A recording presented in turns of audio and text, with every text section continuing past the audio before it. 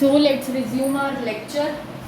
तो मैं ये बता रही थी, ये फोर्थ पॉइंट था और फिफ्थ पॉइंट है is directly proportional to polarizability. तो अब मैं एक एक करके देखो, ये 2 पॉइंट्स तो याद ही करने, ये 3 पॉइंट्स आपको समझाने हैं। ये 3 पॉइंट्स में समझाती हूँ।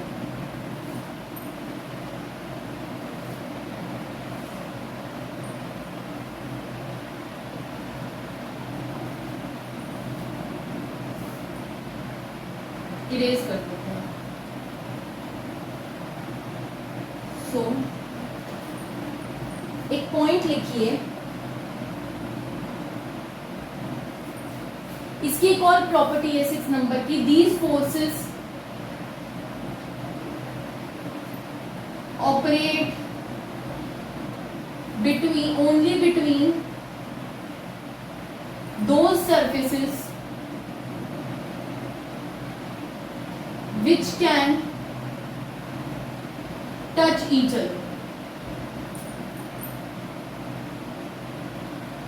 Greater the surface,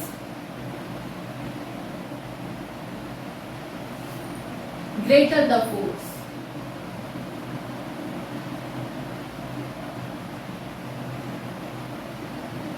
मैं R ऐसे बनाती हूँ तो ये R ही समझिए इसे।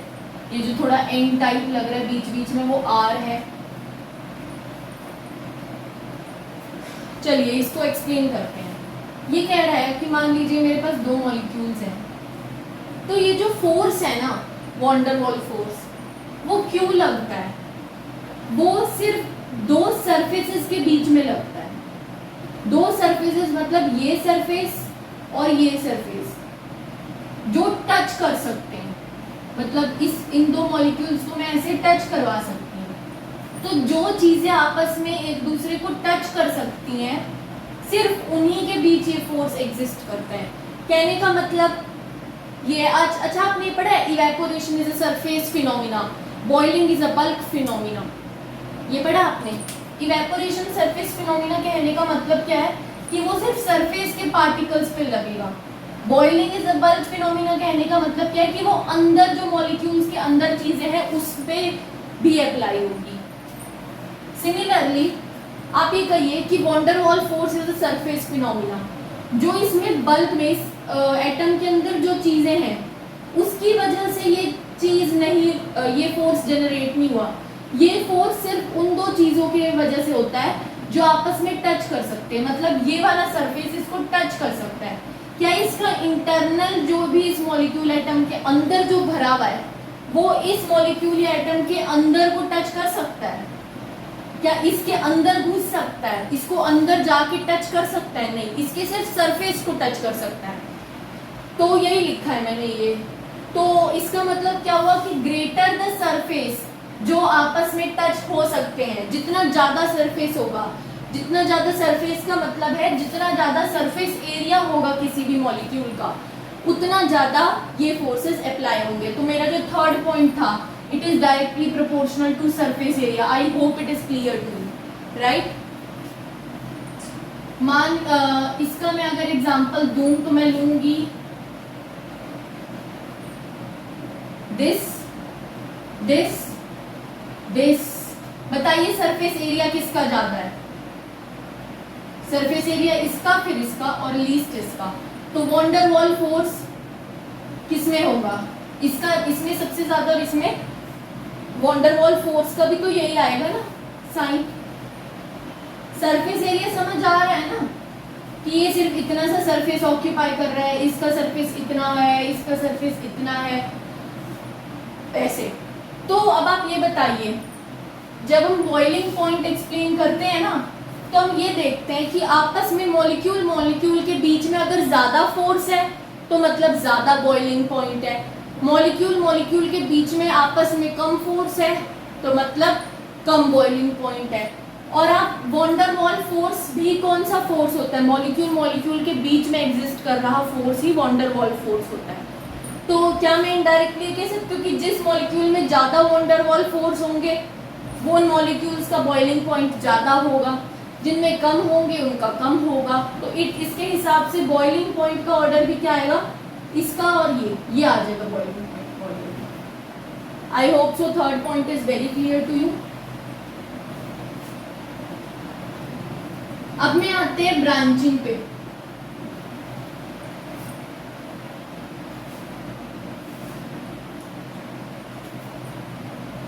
मैंने बोला इनवर्सली प्रोपोर्शनल टू ब्रांचिंग।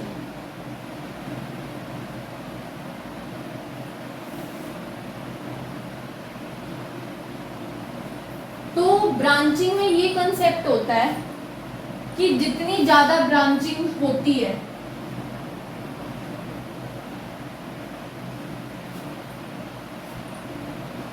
उतना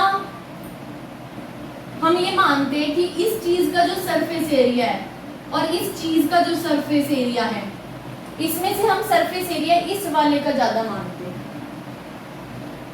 ठीक है,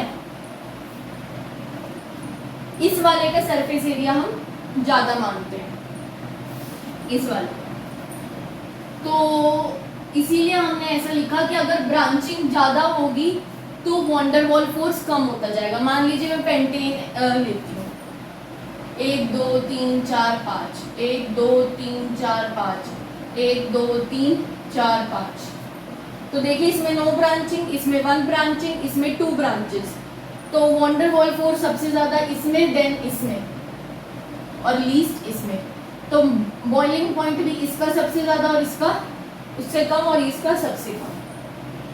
ठीक है, 1 मिनट में एक चीज सोच रही हूँ, रुकिए। हाँ, तो ब्रांचिंग से आप ये याद रखिए कि जितनी ज्यादा ब्रांचिंग होगी, हाँ, तो ब्रांचिंग से आप ये याद रखिए कि जितनी ज्यादा ब्रांचिंग होगी मॉलिक्यूल उतना कॉम्पैक्ट होता जाएगा, और जितना कॉम्पैक्ट होता जाएगा उतना कम एरिया घेरेगा ये। ठीक है,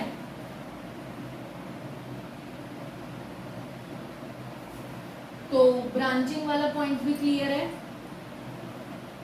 अब मैं पोलराइजेबिलिटी कह रही थी। पोलराइजेबिलिटी टर्म आपने chemical bonding lesson 4 class 11th में पढ़ा होगा। पोलराइजेबिलिटी का मतलब क्या होता है? एक तो ये टर्म हम एनायंस के लिए ज्यादातर यूज करते हैं।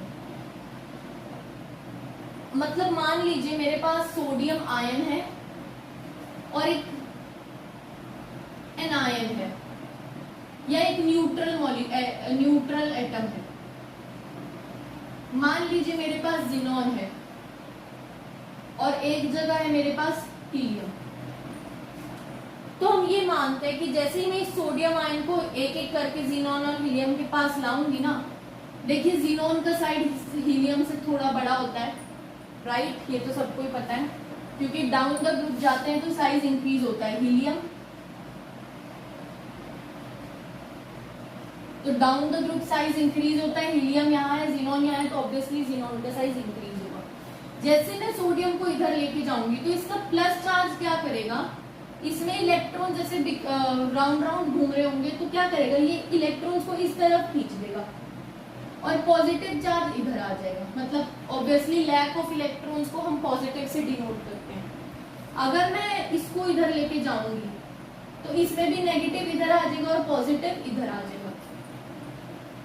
तो जितना ज्यादा मॉलिक्यूल बड़ा होता है, यानी कि जितना ज्यादा उसका एटॉमिक नंबर होता है, अगर मैं डाउन द ग्रुप बात कर रही हूँ तो मैं इसको एटॉमिक नंबर बड़ा छोटा से भी कह सकती हूँ।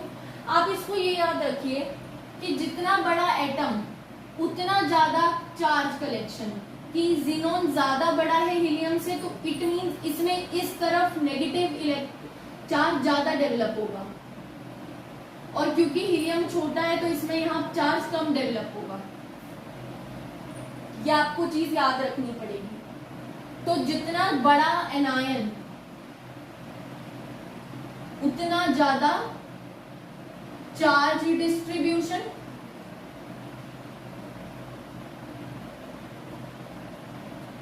और उतनी ज्यादा पोलराइजेबिलिटी। पोलराइजेबिलिटी का मतलब है उसकी पोलर होने की टेंडेंसी। पोलर होने की टेंडेंसी मतलब पोल्स के बनने की टेंडेंसी। पोल्स किसमें ज्यादा बन रहे हैं, इसमें ज्यादा बन रहे हैं। तो एनायन जितना बड़ा होगा उसमें चार्ज डिस्ट्रीब्यूशन उतना ही ज्यादा होगा, उतनी ज्यादा उसमें पोलराइजेबिलिटी आएगी, राइट। तो अब बताइए मुझे फोर्स ऑफ अट्रैक्शन इन दोनों के बीच में ज्यादा होगा कि इन दोनों के बीच में?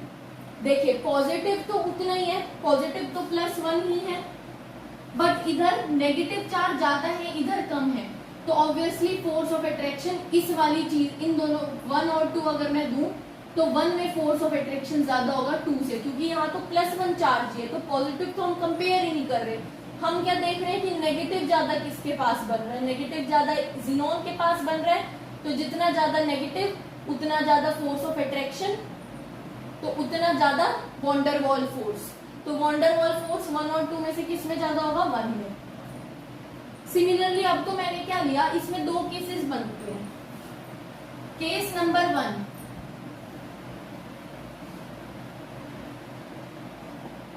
केटायन जो हो वो सेम हो और एनायन जो हो वो डिफरेंट हो, जो मैंने अभी आपको बताया सोडियम, ज़ीनोन, हीलियम, कि इसमें एनायन तो मैं सेम ले रही थी, सेम एनायन को इसके पास भी लेके जा रही थी, सेम एनायन को इसके पास भी लेके जा रही थी, तो इसके बीच और इसके बीच में वॉन्डर वॉल फोर्स 1 में ज्यादा था एज कंपेयर टू 2। अब केस 2 क्या बनता है? केटायन डिफरेंट हो, एनायन सेम हो, तो आप ये याद रख लीजिए for the time being. Polarisability concept lesson 4 chemical bonding में बहुत डिटेल में पढ़ेंगे हम, अभी मैं जस्ट ओवरव्यू दे रही हूँ कि जितना, मान लीजिए सोडियम है और ये पोटेशियम है, डाउन द ग्रुप क्या होता है? ये होता है, तो बताइए पोटेशियम बड़ा होगा सोडियम से, यानी कि पोटेशियम का साइड सोडियम से ज्यादा बड़ा है, और यहां मैंने ज़ीनोन रख रखा है, तो इलेक्ट्रॉन्स जो होते हैं वो बहुत दयालु होते हैं, वो उस तरफ जाते हैं जहां उन्हें पॉजिटिव चार्ज, दयालु नहीं सॉरी, कोई भी चीज किस तरफ जाएगी, जहां मान लो इलेक्ट्रॉन्स है, इलेक्ट्रॉन्स किस तरफ जाना चाहेंगे? जहां पॉजिटिव चार्ज डेंसिटी ज्यादा हो या कम हो, वो कहां जाना चाहेंगे? जहां इलेक्ट्रॉन्स कहां जाना चाहेंगे? जहां पॉजिटिव चार्ज डेंसिटी ज्यादा हो या कम हो? ज्यादा हो। अब आप ये बताइए सोडियम और पोटेशियम में दोनों में +1 चार्ज है, मतलब पॉजिटिव तो इक्वल है। अगर मैं कहती कि इस पे +1 है, इस पे +2 है, तो ऑब्वियसली ज़ीनोन के इलेक्ट्रॉन ज्यादा +2 के पास जाना चाहते, क्योंकि यहाँ पे ज्यादा पॉजिटिव चार्ज है। पर अभी क्या प्रॉब्लम है? +1 है दोनों के पास, तो पॉजिटिव चार्ज तो सेम है, बट क्या पॉजिटिव चार्ज डेंसिटी भी सेम है? नहीं। मान लीजिए मेरे पास 5 बॉल्स हैं,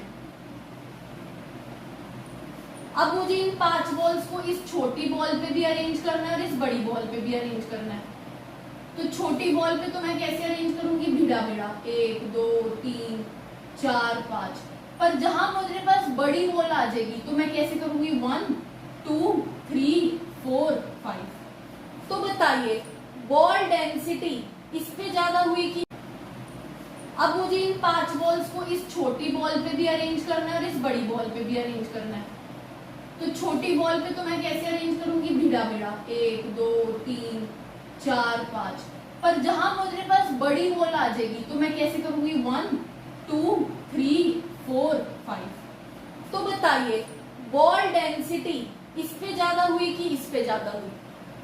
इस पे ज्यादा हुई ना। बॉल्स डेंसिटी, डेंसिटी क्या होता है? Number of atoms molecules per unit volume, तो वो इसमें ज्यादा है या डेंसिटी बॉल्स की इस पे ज्यादा है? ऑब्वियसली इसमें ज्यादा है। मतलब अगर सेम अमाउंट की बॉल्स है, मतलब सेम अमाउंट का पॉजिटिव चार्ज है, तो बॉल डेंसिटी यानी कि चार्ज डेंसिटी उस पे ज्यादा होती है जिसका एटम छोटा होता है, यानी कि एटम किसका छोटा है? सोडियम का। तो पॉजिटिव चार्ज डेंसिटी ज्यादा किसमें होगी? सोडियम में। तो पॉजिटिव चार्ज डेंसिटी सोडियम में ज्यादा होगी, दैट मीन्स इसकी ज्यादा क्षमता है इसकी इलेक्ट्रॉन्स को ज्यादा इधर खींचने की। और यही अगर मैं पोटेशियम ले आऊं तो ज़ीनोन के कुछ ही इलेक्ट्रॉन्स इसकी तरफ खींचेंगे। तो बताइए ज्यादा फोर्स कब लगेगा? जब सोडियम लाएंगे या पोटेशियम लाएंगे?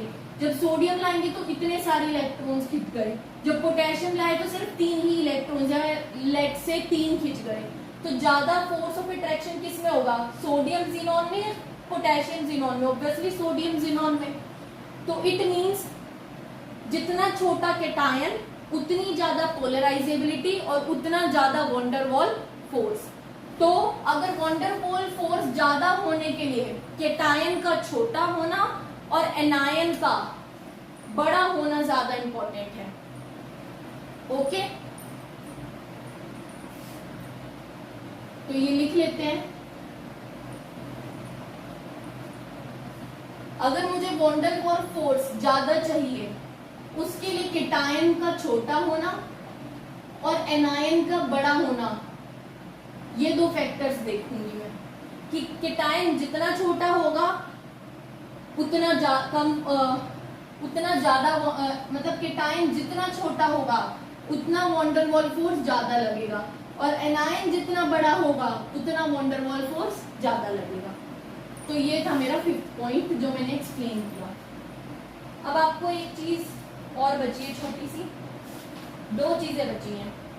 एक तो है डाइपोल डाइपोल, इसका एग्जाम्पल एक लिख लीजिए।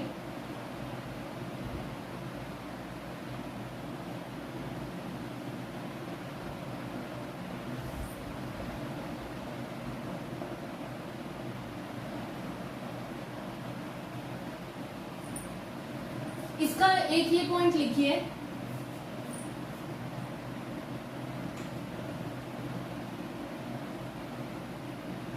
अब मुझे ये बताइए HF एक मॉलिक्यूल है, HF का दूसरा मॉलिक्यूल है, HCl का एक मॉलिक्यूल है, HCl का एक मॉलिक्यूल है।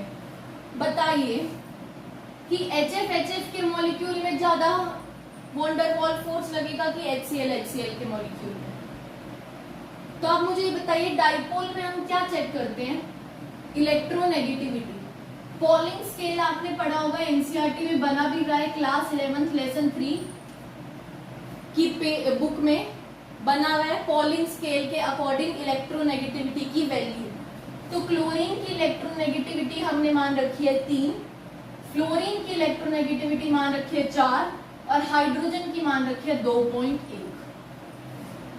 तो अब बताइए, फ्लोरीन 4, हाइड्रोजन 2.1, डिफरेंस क्या हुआ इसका?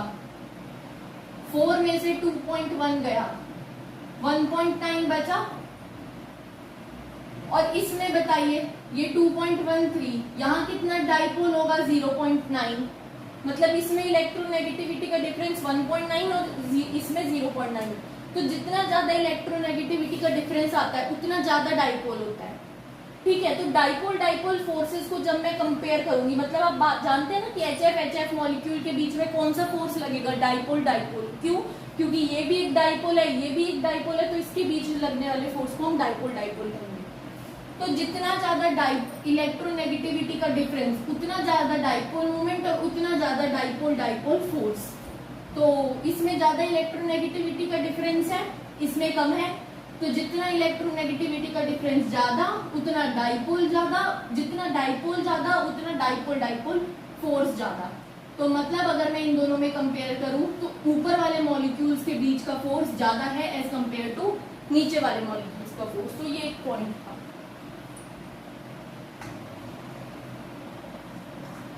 मैं थोड़ी सी स्पीड ज्यादा रख रही हूँ वरना ये लेक्चर 2 घंटे तक पहुंच जाएगा। मैं इसको चाहती हूँ कि ये लेक्चर ज्यादा लेंथी ना खींचे, तभी मैं ज्यादा तेज बोल रही हूँ। अगर आपको मेरी स्पीड ज्यादा लगती है तो आप सेटिंग्स में जाके प्लेबैक स्पीड कम भी कर सकते हैं अगर आपको आराम आराम से समझना है।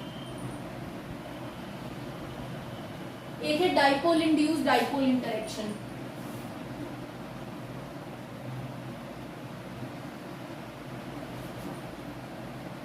इसमें एक केस है, इसमें ये केस है कि solubility of noble gases in water increases down the group.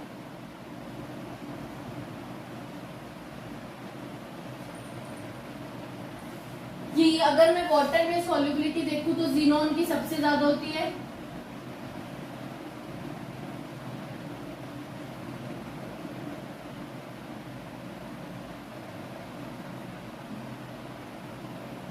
Then ये ऑर्डर रहता है।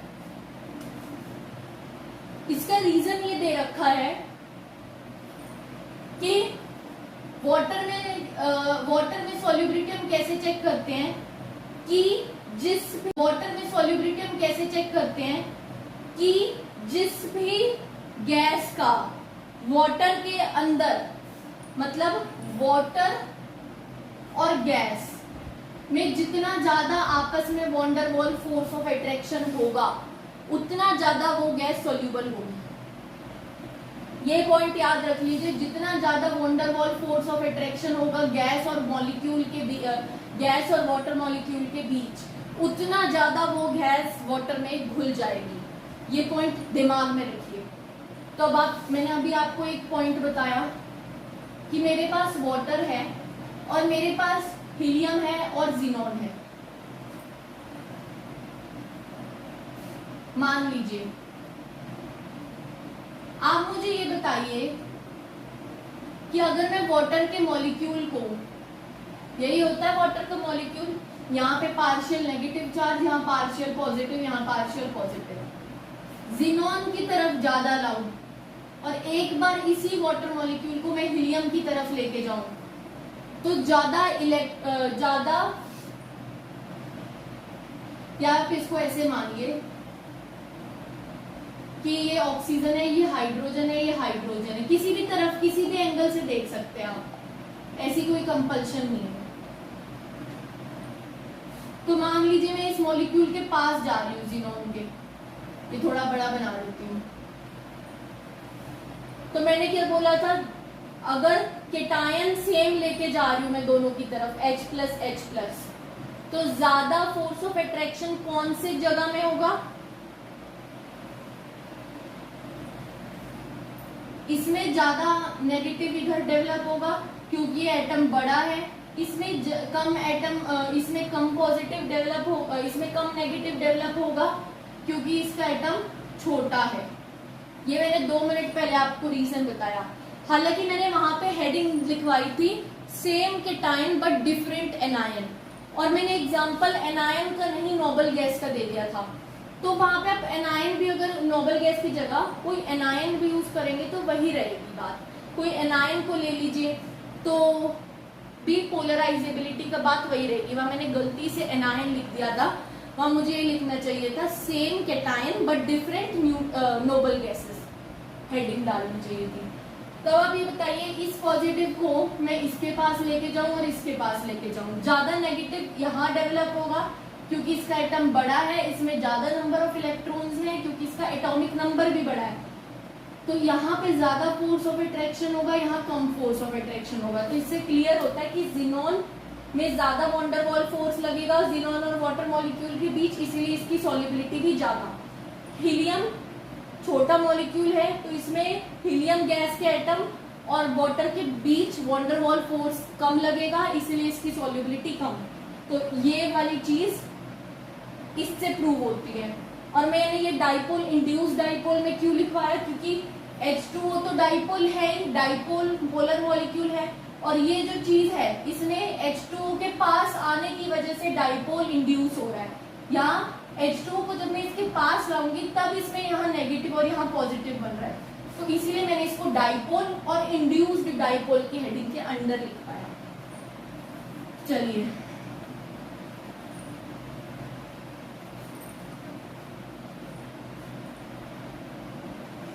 अब हम आते हैं वॉन्डर वॉल रिपल्शंस पे। 1 मिनट।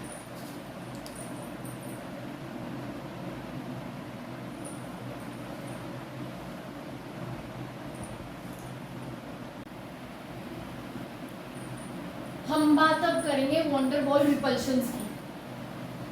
तो वॉन्डर वॉल अट्रैक्शन यहीं पे खत्म होता है। अब हम देखेंगे वॉन्डर वॉल रिपल्शंस लगते कब है। ये बहुत छोटा टॉपिक रहेगा वॉन्डर वॉल रिपल्शंस, क्योंकि ज्यादा पूछते नहीं है। एक आपको इसके लिए पता होना चाहिए van der Waals diameter, van der Waals radius, sorry. इसका मतलब होता है कि हमने हर एक एटम के लिए एक रेडियस डिफाइन कर रखी है। हमने हर एक एटम मॉलिक्यूल के लिए उसकी वॉन्डर वॉल रेडियस डिफाइन कर रखी है। मान लीजिए हाइड्रोजन की वॉन्डर वॉल रेडियस कुछ होगी, ब्रोमीन की कुछ होगी, क्लोरीन की कुछ होगी, ठीक है। तो हमने हर एक एटम के बीच की वॉन्डर वॉल रेडियस, मतलब हर एक एटम की वॉन्डर वॉल रेडियस डिफाइन कर रखी है। अब मान लीजिए कि मेरे पास मैंने दो चीजें ली, मान लीजिए 1 मिनट, मैंने 2 हाइड्रोजन के एटम्स लिए। देखिए वॉन्डर वॉल अट्रैक्शन ना हर जगह एग्जिस्ट करता है। हालांकि हम एटम्स के बीच में नहीं, वॉन्डर वॉल अट्रैक्शन हम मॉलिक्यूल्स के बीच में देखते हैं। बट मान लीजिए मैं एटम्स ले रही हूँ, तो वॉन्डर वॉल फोर्स एक ऐसा फोर्स है जो हर जगह एग्जिस्ट करेगा, ठीक है।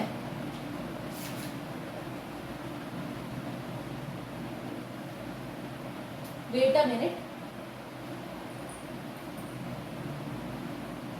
तो ऐसी बात नहीं है कि हाइड्रोजन के एटम्स हैं तो नहीं, एटम्स के बीच में एग्जिस्ट नहीं करता वॉन्डर वॉल फोर्स, सिर्फ मॉलिक्यूल्स के बीच एग्जिस्ट करता है, ऐसे नहीं है।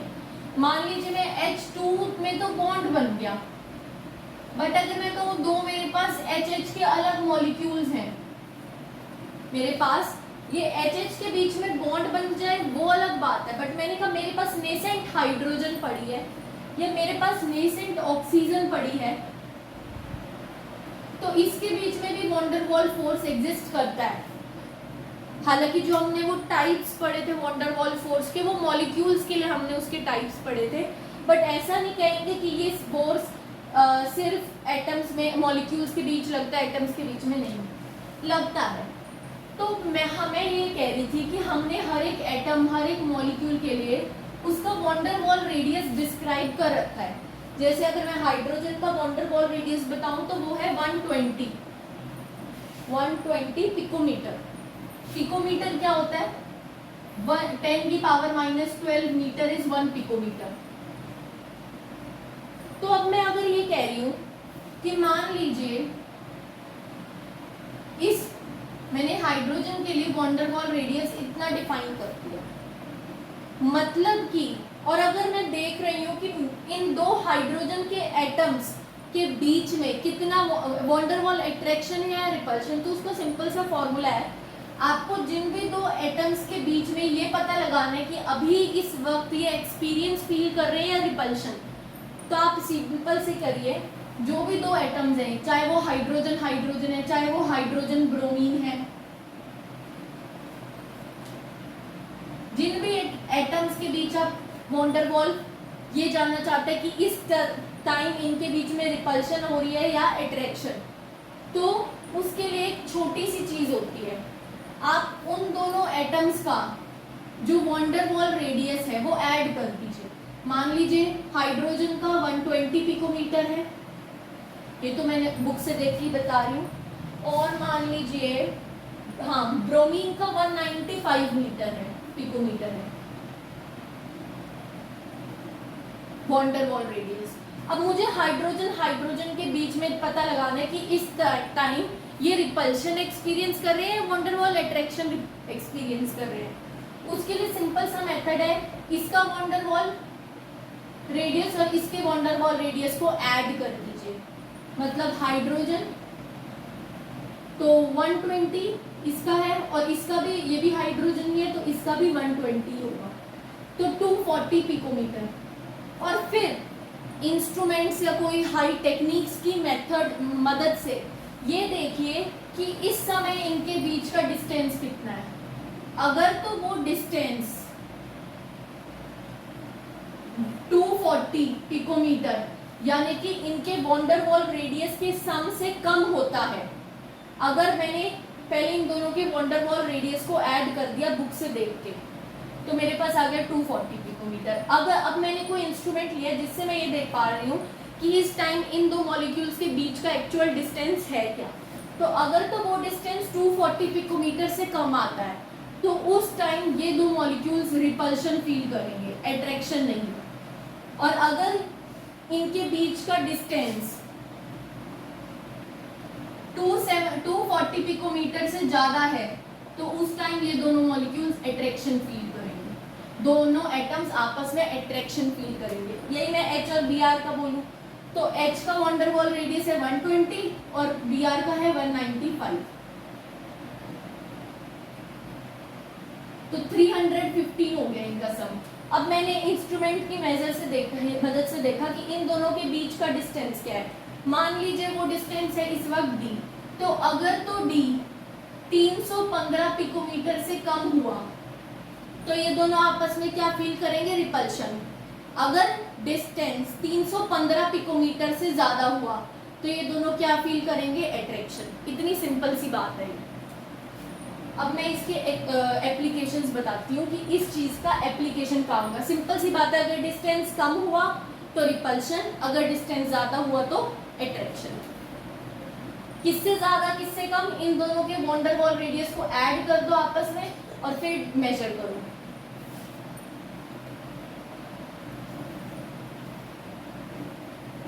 वेट अ, तो चलिए, हमें ये कहा जाता है कि साइक्लोहेक्सेन की जो बोट फॉर्म होती है वो उसकी चेयर फॉर्म से कम स्टेबल होती है, राइट। कॉन्फॉर्मर्स में हमें ये पढ़ाया जाता है कि बोट फॉर्म चेयर फॉर्म से कम स्टेबल होती है।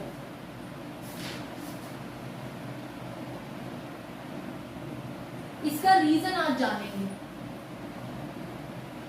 इसका रीजन वॉन्डर वॉल रिपल्शन ही है।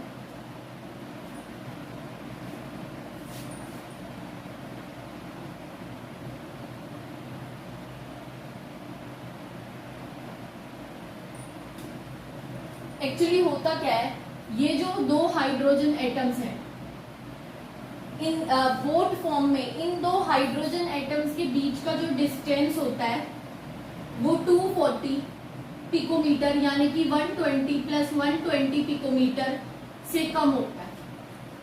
तभी ये जो दो हाइड्रोजन हैं ये आपस में रिपल्शन फील करते हैं। हम कहते हैं ना यहाँ पे ये रिपल्शन फील करेंगे ये दो हाइड्रोजन। टीचर्स मतलब ज्यादातर डायरेक्ट बता दिया जाता है कि हाँ रिपल्शन फील होगी, बट रीजन ये है क्योंकि इनका जो डिस्टेंस है वो इन दोनों के वॉन्डर वॉल रेडियस को ऐड करो तो उससे भी कम आता है, तो इसलिए यहाँ पे वॉन्डर वॉल अट्रैक्शन नहीं रिपल्शन होती है। इसीलिए इसकी बोट फॉर्म चेयर फॉर्म से कम स्टेबल होती है।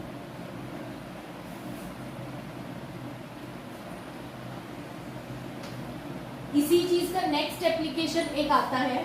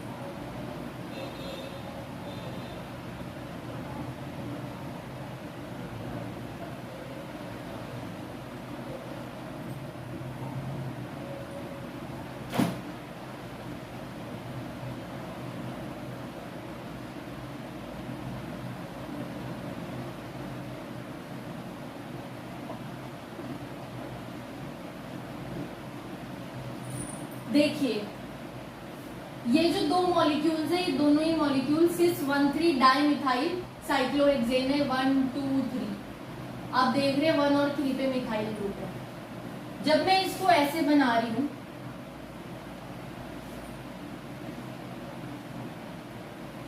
देखिए मैंने ये वाला पार्ट कौन सा बनाया है, ये वाला पार्ट, इस वाले पार्ट को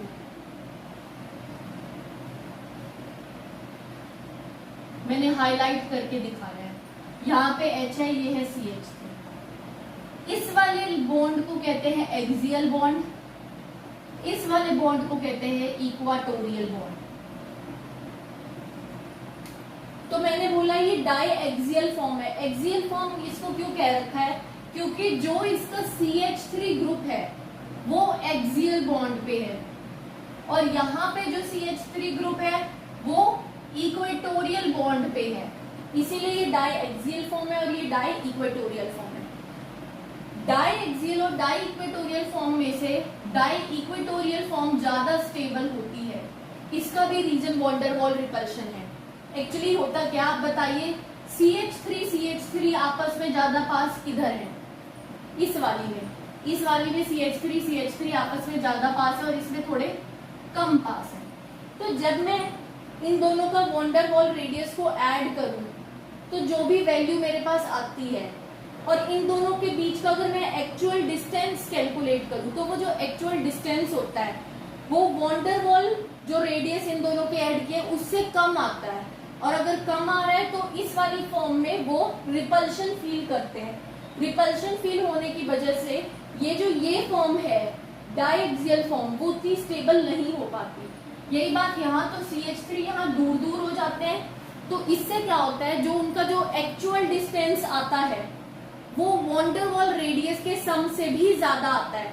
मतलब मान लीजिए CH3 का वॉन डेर वाल रेडियस को मैंने ऐड किया और वो आया 600 पिकोमीटर, तो इसके बीच का एक्चुअल डिस्टेंस लेस देन 600 होगा, तभी ये रिपल्शन फील करते हैं। और अगर मैं इस फॉर्म में इन दोनों के बीच का डिस्टेंस निकालूं तो वो 600 पिकोमीटर से ज्यादा आता है, तो यहाँ पे वो रिपल्शन फील नहीं करते।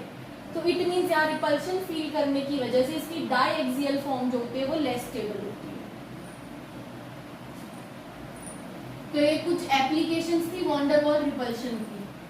मैंने बताया वॉन डेर वाल रिपल्शन हम ये नहीं देखेंगे कि एटम के बीच में भी लग सकता है। हालांकि जब मैंने क्लास लेक्चर का स्टार्ट किया तो तब मैंने बताया था एटम्स के बीच में 4 टाइप के बॉन्ड होते हैं, और जो वॉन डेर वाल फोर्सेस हम पढ़ते हैं वो बिटवीन मॉलिक्यूल्स पढ़ते हैं, but van der Waals repulsions atoms के बीच में भी होते हैं। तो with this we come to the end of the lecture named as forces. तो हमने फोर्सेस वाला टॉपिक कंप्लीट किया है। एनसीईआरटी में हाइड्रोजन बॉन्डिंग वगैरह थोड़ा सा एक्स्ट्रा दे रखा है, वो हम एनसीईआरटी रीडिंग के दौरान करेंगे। इसी के साथ हम इस लेक्चर का एंड करते हैं। हमने अट्रैक्शन पढ़ लिया, रिपल्शन पढ़ लिया, सब पढ़ लिया। तो थैंक यू, पढ़ते रहिए एग्जाम्स के।